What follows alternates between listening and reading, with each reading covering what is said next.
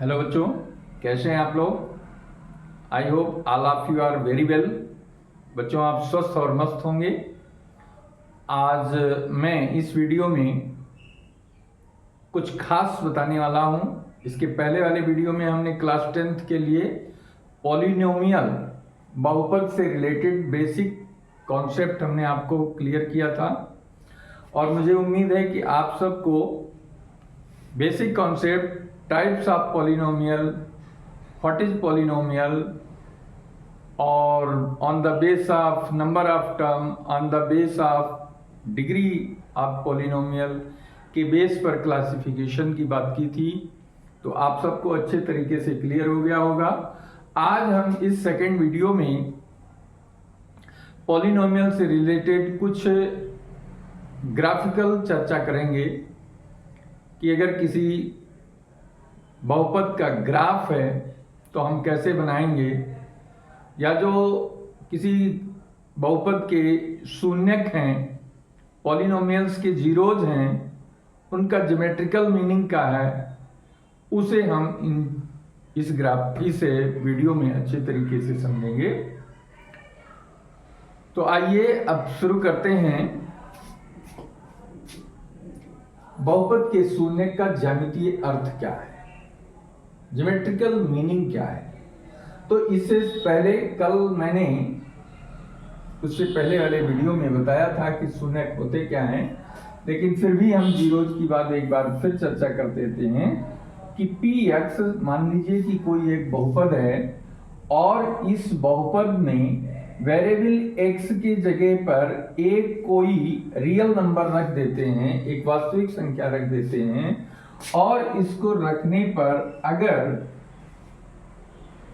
Polynomial की value 0 आ जाती है, तो इस स्थिति में हम कहते हैं कि a fx का यानी px का शून्यक है। ठीक है, ऐसा हम कहते हैं a is zeros of polynomial px। ठीक है, यानी x का वो मान जो बहुपद को संतुष्ट करता है। तो ऐसी स्थिति में हम इसको शून्य या जीरोज कहते हैं। इसको मूल भी कहते हैं, बहुपद का मूल भी कहलाता है। ठीक है, तो अब इसमें pa का मान 0 है, इसका ज्योमेट्रिकल मीनिंग क्या है, a का ज्योमेट्रिकल मीनिंग क्या है। तो शून्य के ज्योमेट्रिकल मीनिंग के लिए सबसे पहले हम ये देखते हैं, पहला टाइप देखते हैं कि px जो है ये एक बहुपद है, एक पॉलिनोमियल है, और इस बहुपद के ग्राफ बनते हैं। तो ये ग्राफ अगर x एक्सिस को एक स्थान पे कट करता है, एक स्थान पर प्रतिच्छेद करता है।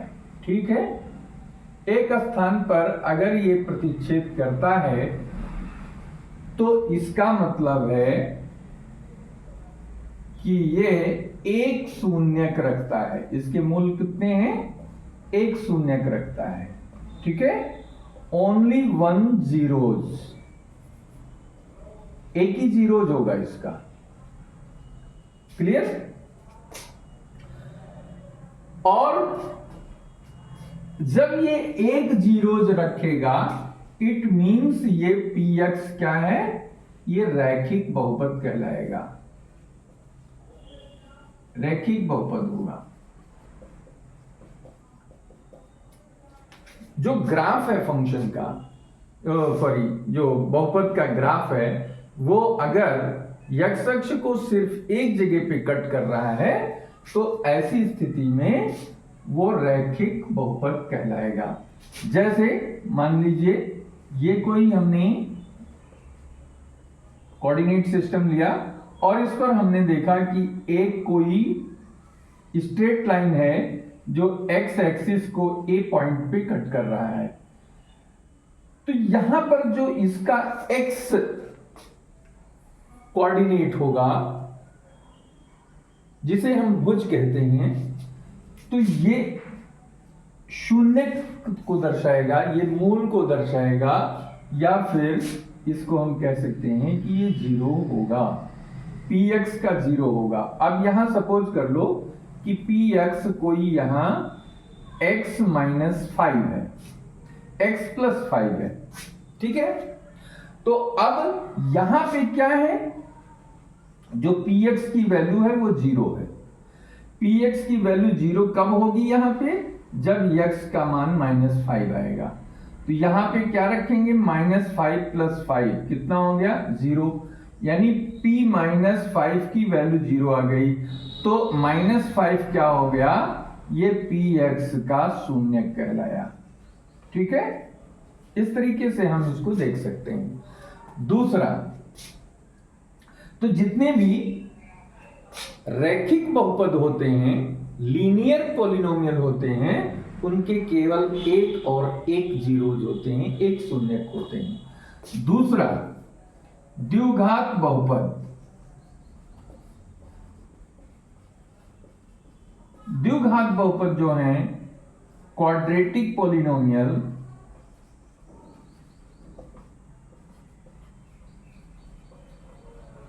क्वाड्रेटिक पॉलिनोमियल का स्टैंडर्ड फॉर्म क्या है, इसको लिखते हैं px = ax² plus bx plus c, जहां a b c क्या है, ये वास्तविक संख्याएं हैं और a ≠ 0 है, तभी हम इसको द्विघात कह सकते हैं।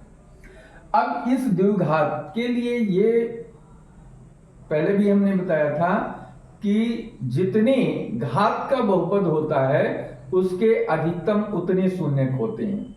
जैसे रैखिक बहुपद है तो उसके अधिकतम एक शून्यक होंगे, द्विघात बहुपद है तो उसके अधिकतम दो शून्यक होंगे, त्रिघात यानी क्यूबिक पॉलिनोमियल अगर है तो उसके मैक्सिमम तीन शून्यक होंगे, तीन जीरोज होंगे। चतुर्घात बहुपद है, क्वाड्रेटिक बाई क्वाड्रेटिक पॉलिनोमियल है तो उसके भी उसी के अनुसार चार शून्यक मैक्सिमम हो सकते हैं। अब ये एक द्विघात बहुपद है, इस द्विघात बहुपद में क्या है, b² - 4ac एक राशि है जिसको विविक्त कर कहते हैं। क्या कहते हैं, विविक्त कर, या इसको डिस्क्रिमिनेंट कहते हैं, और इसको d से डिनोट करते हैं। bac क्या है, ये तीनों वास्तविक संख्याएं हैं। a x² का गुणांक है, b x का गुणांक है और c अचर पद है इसका। तो ऐसी स्थिति में यहां इसके दो शून्यक होंगे, ठीक है। कितने शून्यक होंगे, दो शून्यक होंगे, दो जीरोज होंगे, दो मूल होंगे इसके, ठीक है। अब d = b² - 4ac के अकॉर्डिंग अब यहां पे तीन स्थितियां बनती हैं। तीन स्थितियां क्या बनती हैं, पहली स्थिति बनती है कि अगर d का मान > 0 है तो दो शून्यक इसके भिन्न भिन्न होंगे, भिन्न भिन्न होंगे, अलग अलग दो शून्यक, अलग अलग दो शून्यक होंगे और दोनों वास्तविक होंगे। और दूसरी स्थिति यह है कि अगर d = 0 है तो दो शून्यक होंगे लेकिन दोनों बराबर होंगे, दो शून्यक होंगे और बराबर होंगे। तो बराबर जब दोनों होंगे तो इस स्थिति में हम ये कह सकते हैं कि एक ही शून्यक होगा।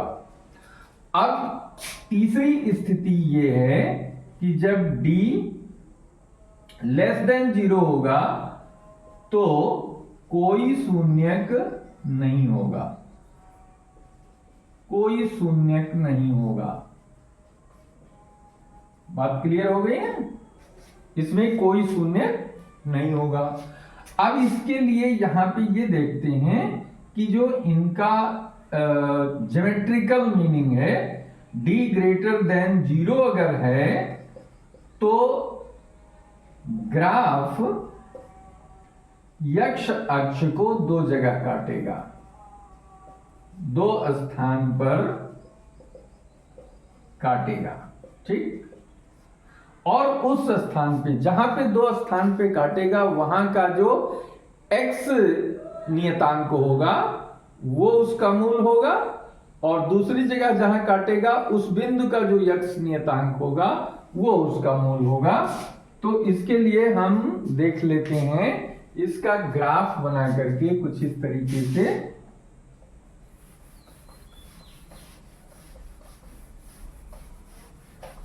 देखो जैसे ये है, तो यहां पे एक ग्राफ जैसे मान लो ये आया। अब ये ग्राफ इस तरीके का जो ग्राफ होता है, इस ग्राफ का जो नाम है वो परवलय है, पैराबोलिक ग्राफ है। ठीक है। अब ये मूल बिंदु है, ये x अक्ष है और ये y अक्ष है। यहां पे ये A पॉइंट पे एक जगह और B पॉइंट पे एक जगह, ये जो P अक्ष है इसका ग्राफ दो बिंदु पर x अक्ष को काट रहा है। अब मान लो पहला पॉइंट यहां है x1, 0 और दूसरा पॉइंट है x2, 0।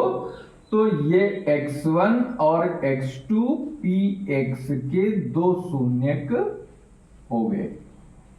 समझ में आ गई बात? दो शून्यक हैं। और ये ग्राफ ऊपर की तरफ कब बनेगा? जब एक्स स्क्वायर का जो गुणांक है, एक्स स्क्वायर का जो गुणांक है ये ग्रेटर देन 0 होगा, यानी धनात्मक होगा। तो ऐसी स्थिति में हम इसको लिख सकते हैं कि ये अपवर्ड ग्राफ शो कर रहा है। या जहां भी हम अपवर्ड ग्राफ देखेंगे, ऊपर की ओर ग्राफ का मुंह देखेंगे, और ये जो लास्ट का इसका लोवेस्ट पॉइंट है इसको ग्राफ का यानी परवलय का शीर्ष कहते हैं, वर्टेक्स कहते हैं।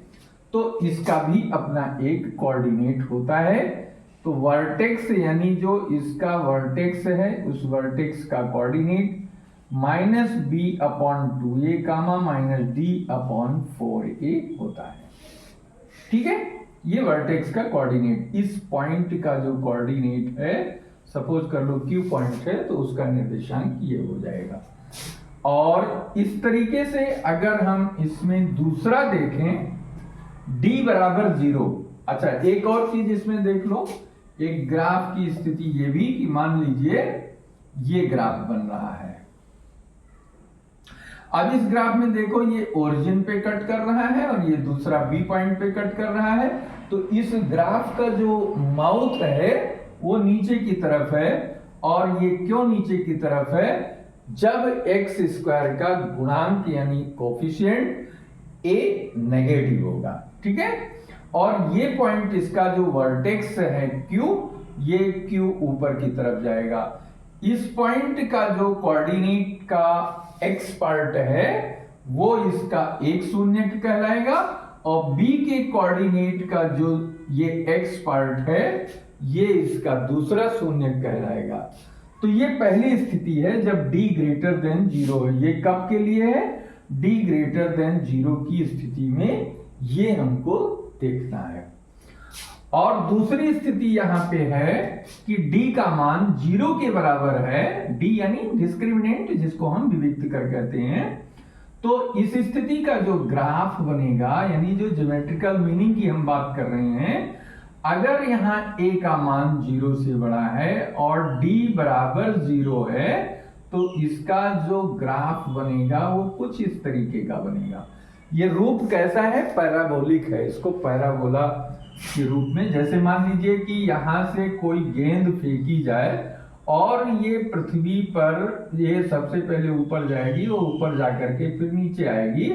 तो इस फेंकी गई गेंद का जो आकार है, जैसे कुछ कोण बना करके जब हम गेंद को फेंकते हैं कि इस वेग से इसको इस कोण पे फेंका गया, तो ये धीरे धीरे आगे ऊपर जाती है और लास्ट ये हाईएस्ट पॉइंट पर पहुंचकर वहां से फिर धीरे धीरे नीचे आती है। और जब ग्राउंड पर पहुंचती है तो इसके आने का जो पथ है, जो गेंद का रास्ता है, उसका जो आकार बनता है वो इस प्रकार का बनता है। और इस प्रकार के आकार को परवलय कहते हैं, पैराबोलिक स्ट्रक्चर कहते हैं। तो यहाँ पे क्या है कि ये वक्र जो है वो एक्स एक्सिस को, यानी ये ग्राफ एक्स एक्सिस को केवल एक पॉइंट पे टच कर रहा है, एक ही पॉइंट पे टच कर रहा है। तो ऐसी स्थिति में इसके x का मान एक ही आएगा, लेकिन चूंकि ये द्विघात है इसलिए इसके दो मूल, दो शून्यक होंगे, और दोनों शून्यक कैसे होंगे, दो शून्यक होंगे, और ये दोनों शून्यक कैसे होंगे, बराबर होंगे। यानी x बराबर एक अल्फा मान लो, दूसरा भी अल्फा आ जाएगा, यानी ये दोनों मान इक्वल हैं और ये दो शून्यक को रिप्रेजेंट कर रहे हैं। यानी यहाँ का जो कोऑर्डिनेट बनेगा वो अल्फा का मान 0 हो जाएगा। ठीक इसी तरीके से इसका हम दूसरा एक ग्राफ उस स्थिति के लिए बनाते हैं जब a लेस देन 0 है और d बराबर 0 है, तो उस स्थिति में जो ग्राफ बनेगा वो ग्राफ इस तरीके का बनेगा। ठीक है, अब यहाँ पे ये x एक्सिस को एक जगह पे कट कर रहा है और x एक्सिस को दूसरी जगह b पे ये ग्राफ कट कर रहा है, सॉरी। तो इसका जो ग्राफ होगा वो कुछ इस तरीके से बनेगा, ये आपको ध्यान में रखना है। x एक्सिस, y एक्सिस, ये ग्राफ जाएगा। ठीक है, x एक्सिस को एक जगह पे कट कर रहा है और वो पॉइंट है अल्फा का मान 0।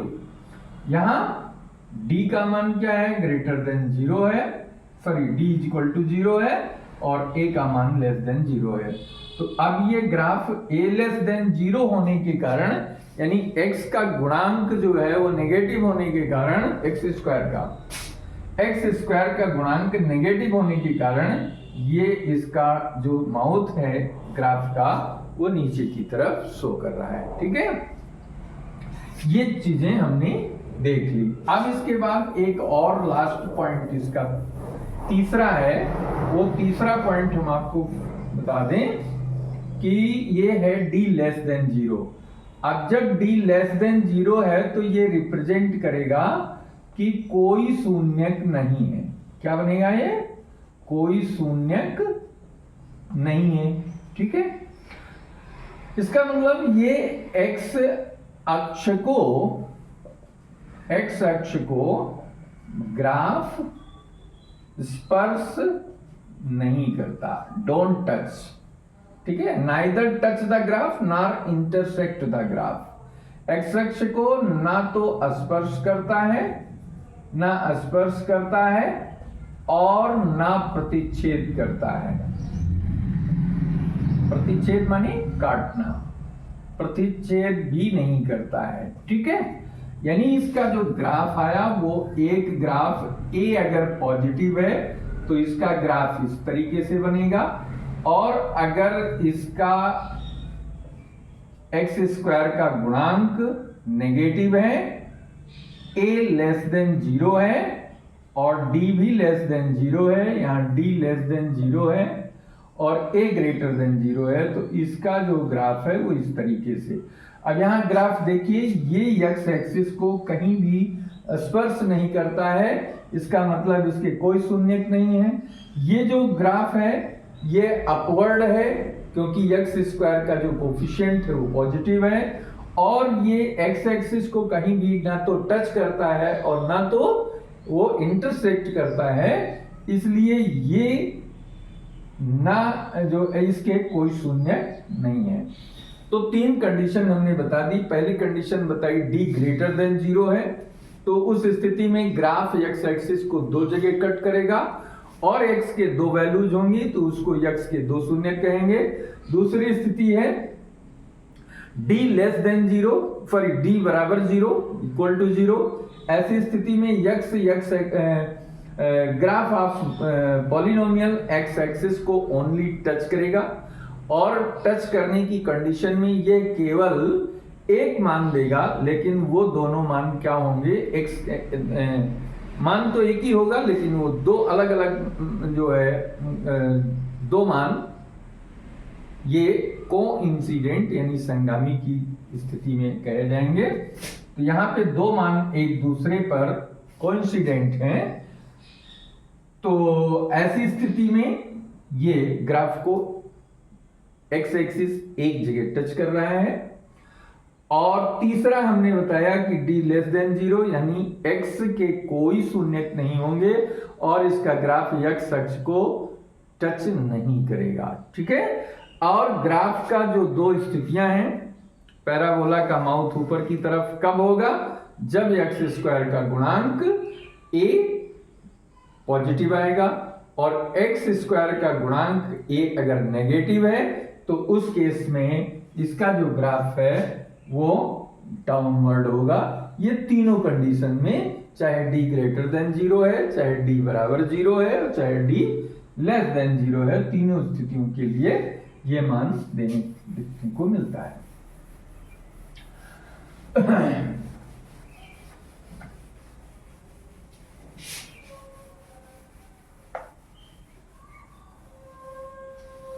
तीसरा है त्रिघात बहुपद। त्रिघात बहुपद क्या है? Cubic polynomial. जैसे px बराबर है x cube minus x. X cube minus x जो है, ये अगर देखा जाए तो इसको हम ऐसा लिख सकते हैं एक्स स्क्वायर माइनस 1, और इसको हम गुणनखंड निकाल सकते हैं। कैसे निकाल सकते हैं? एक्स स्क्वायर माइनस 1 का स्क्वायर। अब ये फार्मूला बन गया ए स्क्वायर माइनस बी स्क्वायर का। अब इस फार्मूले के अकॉर्डिंग अगर हम इसको ब्रैकेट करें तो ये x माइनस 1 एक्स प्लस 1 बन रहा है। यानी px बराबर 0 अगर रखें तो इसको रखने पर तीन मान मिल रहे हैं। x बराबर 0, x प्लस 1 बराबर 0, x माइनस 1 बराबर 0, यानी x बराबर 0, x बराबर 1, ठीक है, माइनस 1 और x बराबर 1, तीन मान हमको प्राप्त हो रहे हैं। x बराबर 0, 1 माइनस 1, तीन मान प्राप्त हुए। इसका मतलब है कि x अक्ष जो है वो बहुपद के आलेख द्वारा, ग्राफ द्वारा तीन जगह पे कट किया जाएगा। और इसको हम ऐसा बना सकते हैं, ये -1 है, ये 0 है, ये 1 है, तो इसका ग्राफ कुछ इस तरीके से आ सकता है। अब यहां देखने से क्या पता चला? ये ग्राफ तीन जगह पे एक्स एक्सिस को कट कर रहा है, यानी इसके px के तीन शून्यक हैं, 3 zeros here, ठीक है। ऐसे मान लो हमने लिया px बराबर x प्लस 1 या x प्लस 5 मान लिया, तो अब ये कैसा है? ये रैखिक बहुपद है।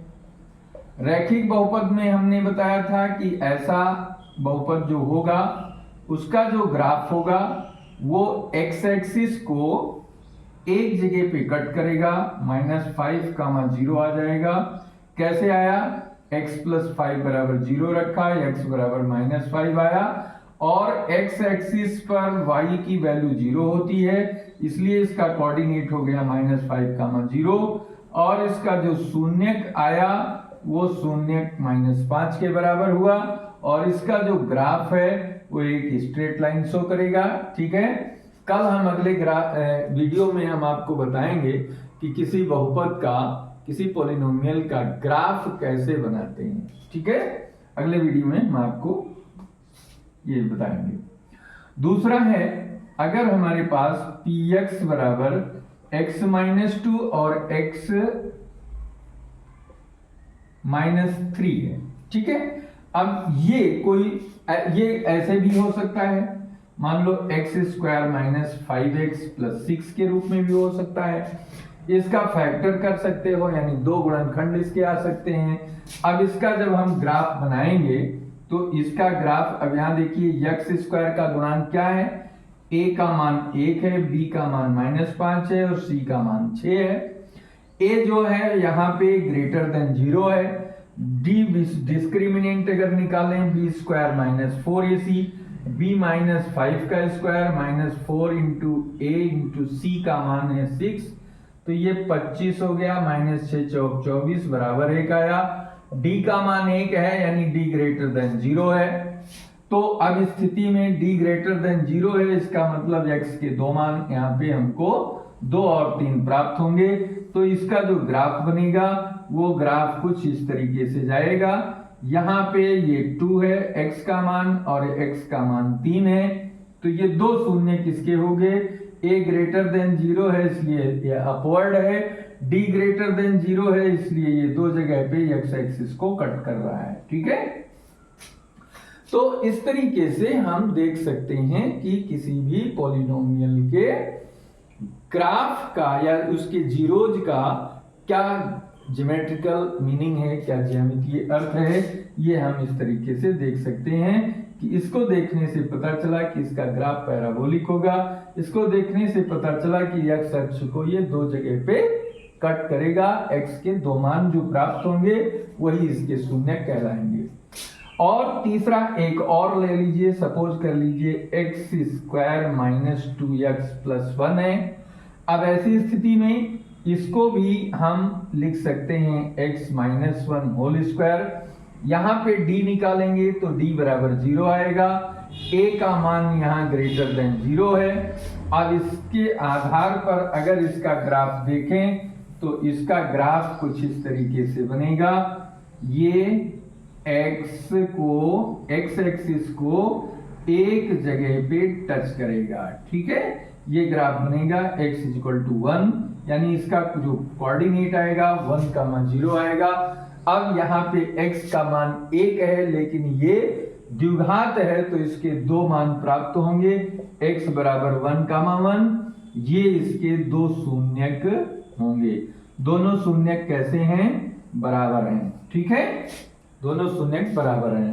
तो इस तरीके से हम 4 घात का है तो उसका ग्राफ अलग बनेगा, वो x एक्सिस को 4 जगह पे इंटरसेक्ट करेगा, 4 जगह काटेगा तो x के 4 मान प्राप्त होंगे। अगर x की पावर 5 वाला बहुपद है तो उसका जो ग्राफ बनेगा वो ऐसा होगा कि जो x अक्ष को 5 जगह पे कट करेगा, x के 5 मान होंगे।